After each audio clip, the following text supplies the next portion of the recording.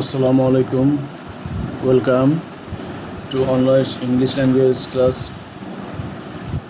I am Mullah Ashraf Ali, Lecturer Department of English, Laila Azad College, Sharkila Mullah, Bagherhat. Dear students, hope you are well by the mercy of Allah subhanahu wa ta'ala. Today we are going to discuss or analyze about the rules of filling gaps.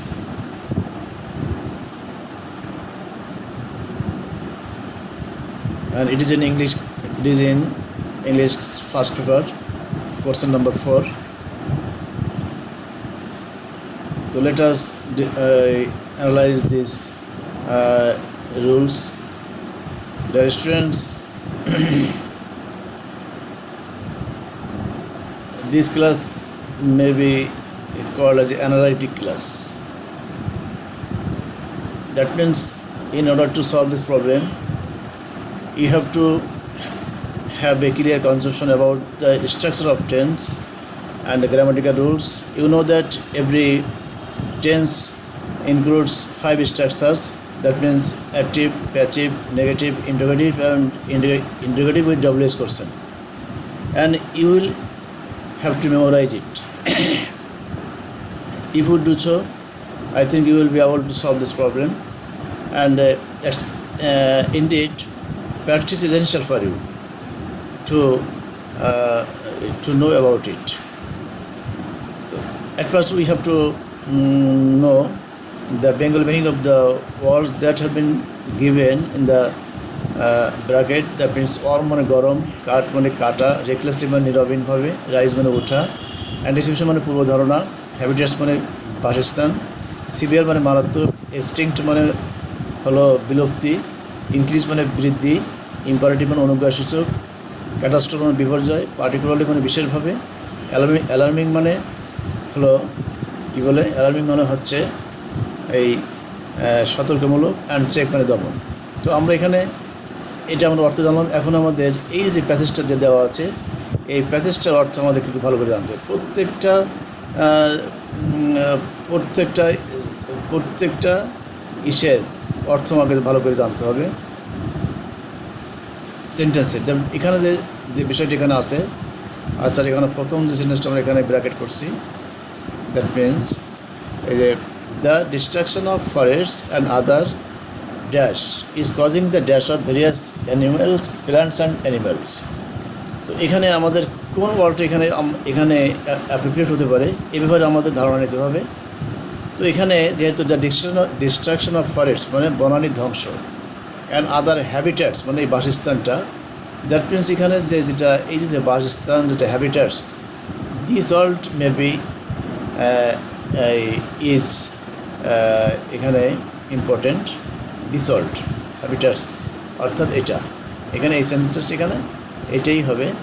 The হ্যাবিট্যাটস মানে বাসস্থান is causing the dash of various plants and animals মানে অনেক নানান প্রকারের গাছপালা, উদ্ভিদ এবং প্রাণীদের বিলুপ্তির কারণ ঘটতেছে। তো এখানে এক্সটিংসটা এখানে এক্সট্রিমে বিলুপ্তি হয়ে যাওয়া, এই 2 নম্বরে এখানে এক্সটিংসটা এখানে হতে পারে এটা। এখন এই জিনিসটা আমরা এখানে দিয়ে দিলাম, নিচু অ্যান্সার আমরা দিয়ে দিচ্ছি, কিন্তু এক্সটিংশন এখানে এক্সটিংটা হবে না। কেন? এক্সটিং ইজ অ্যাডজেক্টিভ, কিন্তু এখানে হবে যেহেতু এখানে দিয়ে আছে নাউন ফর্ম হবে।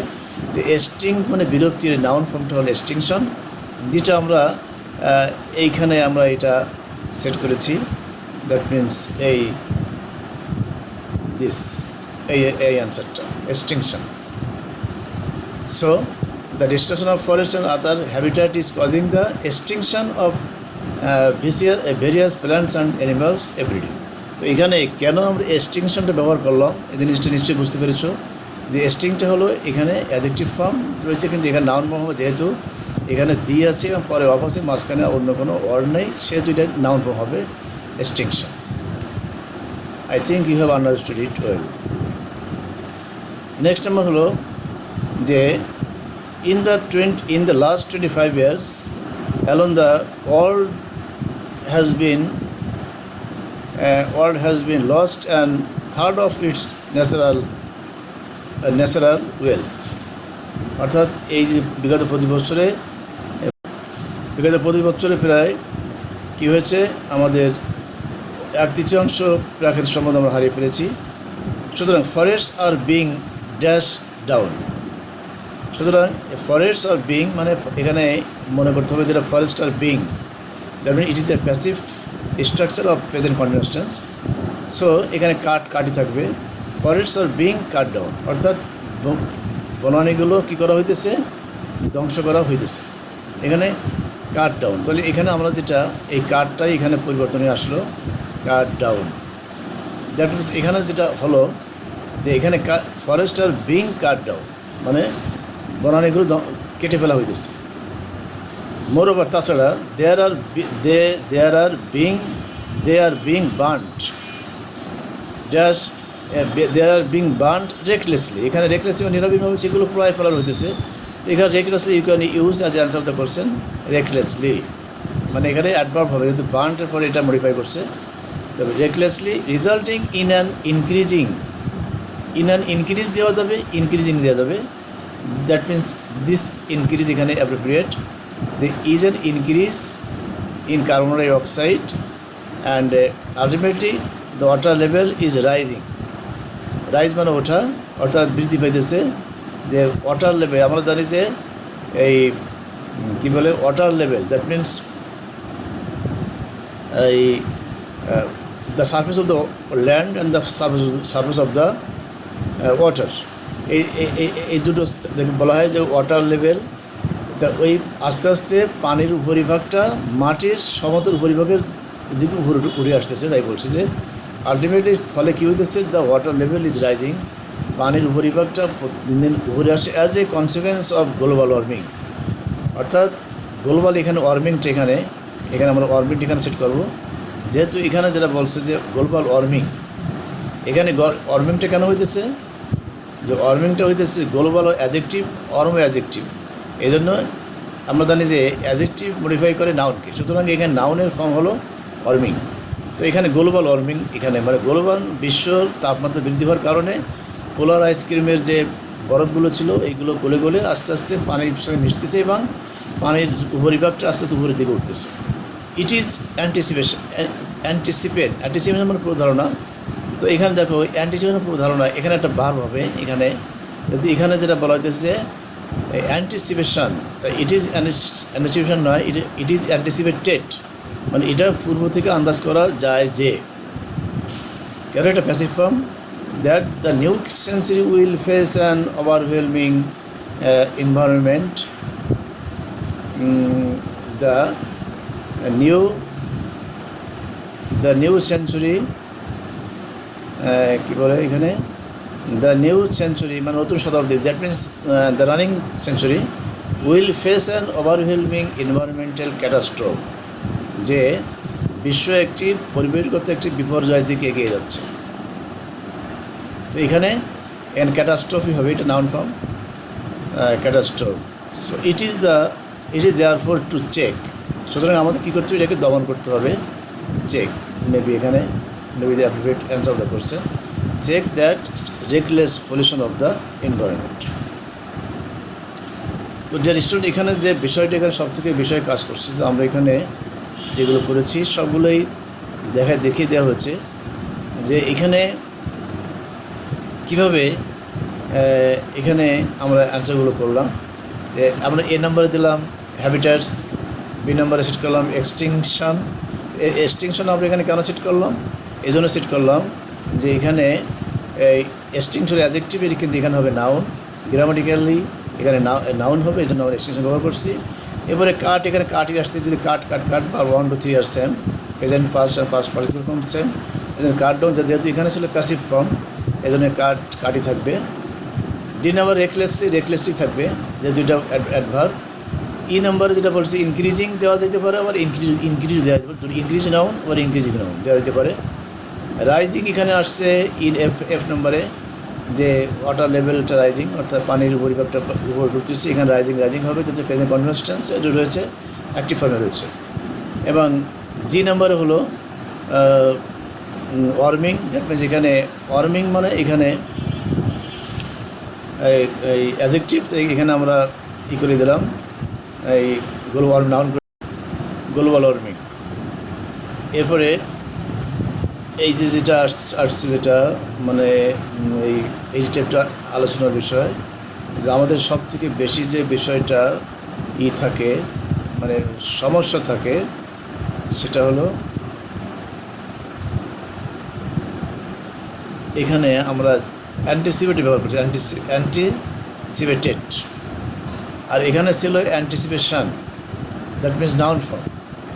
তো আমরা অ্যান্টিসিপেশন থেকে অ্যান্টিসিপেটেড কেন নিয়ে আসলাম? তো এখানে দেখো লেখা আছে যে অ্যান্টিসিপেট এখানে বসছে যে it is anticipated that, it is dash, এখানে এইচ নাম্বারে যেটা বলেছে, এইচ নাম্বার আমরা এখানে বলেছি অ্যান্টিসিপেশন থেকে অ্যান্টিসিপেটেড। তো এখানে এটা পেজের ইন্ডিপেন্ডেন্ট যে প্যাসিভ ফর্মে, মানে এখানে ইট ইজ অ্যান্টিসিপেটেড মানে এটা অর্থ হলো যে এটা ধারণা করা, আন্দাজ করা যেতে পারে যে। আর এখানে ছিল অ্যান্টিসিপেশন মানে আন্দাজ পূর্ব ধারণা। তো এখানে এর নাউন ফর্ম হবে, এই অ্যান্টিসিপেশনের ভার্ব হবে এবং এটা প্যাসিভ ফর্ম হবে। দ্যাট ইজ ওয়াই এখানে অ্যান্টিসিপেটেড করছে, it is anticipated that the new century will face, মানে নতুন শতাব্দী তারা মুখোমুখি হবে অ্যান্ড ওভারওয়েলমিং এনভায়রনমেন্টাল ক্যাটাস্ট্রোফ। এই ক্যাটাস্ট্রোফ যেটা এখানে দেওয়া হয়েছে ক্যাটাস্ট্রোফ, এটা ডাউন ফ্রম মানে বিপর্যয়, মানে পরিবেশগত বিপর্যয় এখানে তারা মুখোমুখি হবে, সেটি এখানে বলতে চাচ্ছে। It is therefore to check, সুতরাং এটা আমাদের দমন করতে হবে, এই জন্য চেকই থাকবে, যে জন্য এখানে টু আছে। তো it is therefore to check the reckless pollution of the environment. এই আমাদের এই নীরবহীন এই মারাত্মক যে ঝুঁকিপূর্ণ যে পলিউশন, এটা আমাদের দমন করতে হবে, পরিবেশ দূষণ আমাদের দমন করতে। এই যেখানে এখানে চেকই থাকলো, এখানে আর ভার্ব 1 2 3 হলো না, এস হলো না কেন? এখানে ইনফিনিটিভ টু ব্যবহৃত হয়েছে এবং ইনফিনিটিভ টু এর পরে যে ভাবটা বসে এটা সাধারণত কোনো পরিবর্তন আসে না, যদি না এটা অ্যাপ্রোপ্রিয়েট প্রিপোজিশন হিসেবে ব্যবহৃত হয়। সো ডিয়ার স্টুডেন্ট, যেখানে মূল যে বিষয় যেটা, সেটা হলো যে আমাদের এখানে যে বিষয়টা, সেটা হলো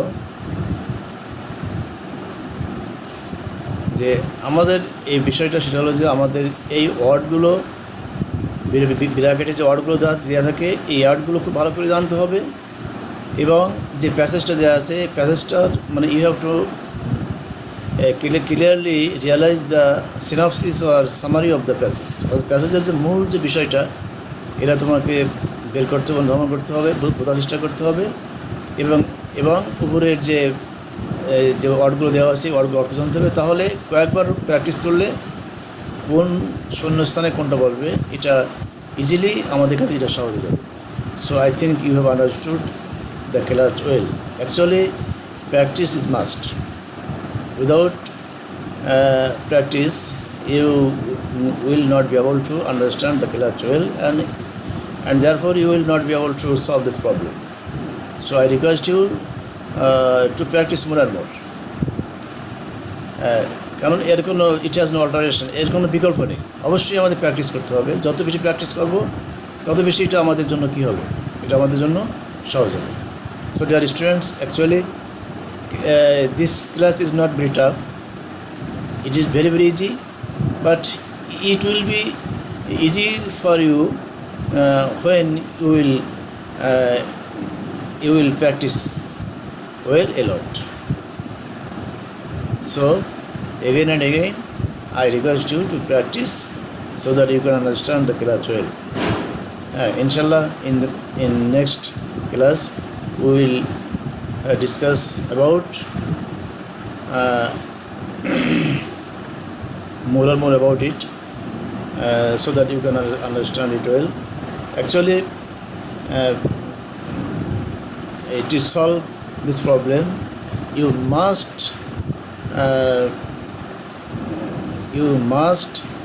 reform your basic knowledge of English. That means you have to memorize the structure of tenses, you have to memorize the Bengali meaning of prepositions, and various kinds of grammatical topics. So thank you very much.